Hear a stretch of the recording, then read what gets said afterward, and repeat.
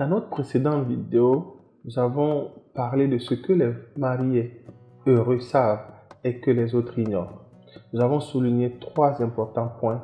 Et si vous n'avez pas vu cette vidéo, vous pouvez le regarder.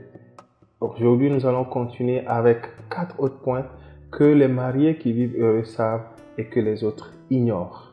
Le 4e point, c'est que le mariage ne se déroule pas uniquement dans la chambre à coucher. Le sexe est très important dans une vie de couple. Mais il n'y a pas que le sexe dans la vie de couple. Il y a beaucoup plus d'autres choses dans la vie du couple. Lorsque on est célibataire et qu'on pense au mariage, on pense souvent à la sexualité. Et souvent, quelques mois après le mariage, ils sont dépassés. Mais ils doivent comprendre, et ceux qui vivent heureux dans leur mariage savent que au-delà de la sexualité, le couple doit se construire. Construire leur amitié, construire une ambiance et vivre pleinement leur vie. Et ce n'est pas uniquement dans la chambre à coucher que se passe la vie conjugale. Donc on peut se dire, ça se passe aussi en dehors de la chambre à coucher. Oui. Et souvent cela rejaillit. Cela peut rejaillir. C'est vrai. Après dans la chambre à coucher. Lorsque voilà, l'ambiance à la maison se passe très bien, cela se déteint également sur la vie dans la chambre à coucher. Le 5e point qu'il faut savoir, c'est que le mariage est sacré et doit être honoré. Ceux qui vivent heureux dans leur couple savent que le mariage est quelque chose de sacré. Et cela implique 3 choses essentiellement: la fidélité. Ça implique également le respect mutuel et ça implique d'honorer son partenaire. La fidélité est essentielle pour la survie du couple. Nous sommes sans savoir que beaucoup de couples se sont déchirés à cause de l'infidélité. Oui, ça c'est vrai. Et donc, le couple qui veut vivre heureux doit s'efforcer à maintenir une vie de fidélité. J'ai parlé également du respect. Il faut respecter sa femme, il faut respecter son mari, il faut respecter l'institution mariage. Et cela se démontre dans les actes de tous les jours. Et donc, toutes ces choses vont également permettre de maintenir la joie dans votre famille. Et le 3e point dont j'ai parlé tout à l'heure, c'est de pouvoir honorer le mariage. Honorer le mariage, c'est de le porter à un niveau de respect très élevé. Ça veut dire que chaque jour, cette institution, je la porte dans mon cœur et je pose des actes qui honorent le mariage.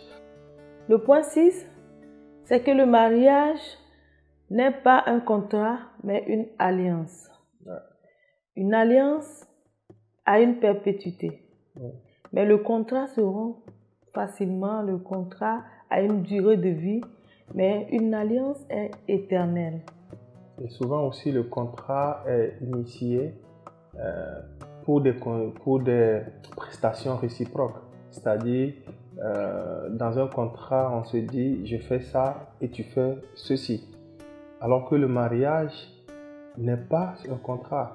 C'est vrai qu'à la mairie, le mariage génère des droits et des obligations contractuelles, mais le mariage n'est pas en réalité un contrat. Le mariage est plus qu'un contrat, c'est une alliance, parce que cela n'est pas fondé sur des prestations réciproques.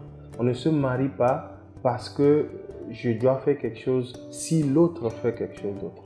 Parce que si on reste dans cette conception des choses, alors on attend que le partenaire agisse de telle ou de telle manière avant de faire ce qu'on a à faire. Mais les couples qui vivent heureux savent que le mariage est une alliance et donc il n'est pas basé sur des prestations réciproques.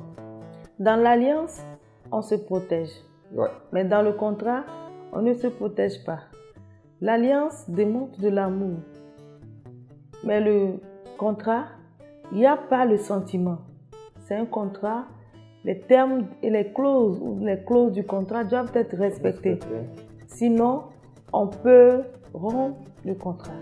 Également, le contrat, c'est basé généralement sur un amour conditionné. C'est-à-dire que, voilà, conditionnellement, si tu fais quelque chose, En fait, je t'aime parce que tu agis de telle manière. Et le jour où tu ne le feras pas, je ne t'aime plus.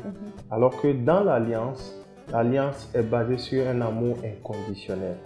On aime parce que c'est lui qu'on a choisi, c'est elle qu'on a choisi et c'est avec lui ou elle qu'on veut vivre notre mariage.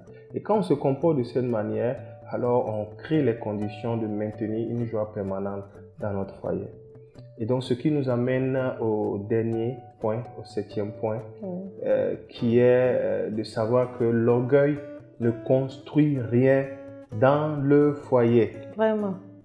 Après 13 ans de mariage, nous sommes arrivés à la conclusion que un des tueurs de la joie, de l'amour, de l'harmonie d'un couple, c'est l'orgueil. Vraiment, l'orgueil tue silencieusement comme un cancer. L'amour. C'est très subtil. Et l'orgueil a beaucoup de variétés. Et si ça se révèle dans le couple meurt à petit feu. C'est très important à noter. Oui, l'orgueil commence d'abord par tuer la communication. Oui. L'orgueil va tuer l'ambiance et la bonne humeur dans le foyer.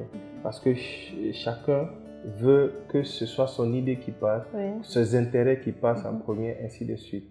Et l'orgueil n'amène pas à être humble et à reconnaître ses fautes. Or, dans le mariage, qui veut être heureux, reconnaître ses fautes est la clé pour pouvoir s'améliorer et davantage faire plaisir à l'autre. Et donc, on peut continuer avec des exemples et des exemples, mais comprenez une chose, c'est que l'orgueil peut tuer votre union, peut tuer la joie dans votre famille. Donc, voilà les différents points que ceux qui vivent heureux dans leur mariage savent et que malheureusement les autres ignorent. Mais aujourd'hui, vous ne l'ignorez plus, vous le savez et nous espérons que cela vous aidera à vivre en permanence la joie dans votre union. Alors, si vous avez aimé cette vidéo, likez, partagez-la. Et si vous êtes nouveau sur notre chaîne, abonnez-vous. Abonnez-vous et que Dieu vous bénisse.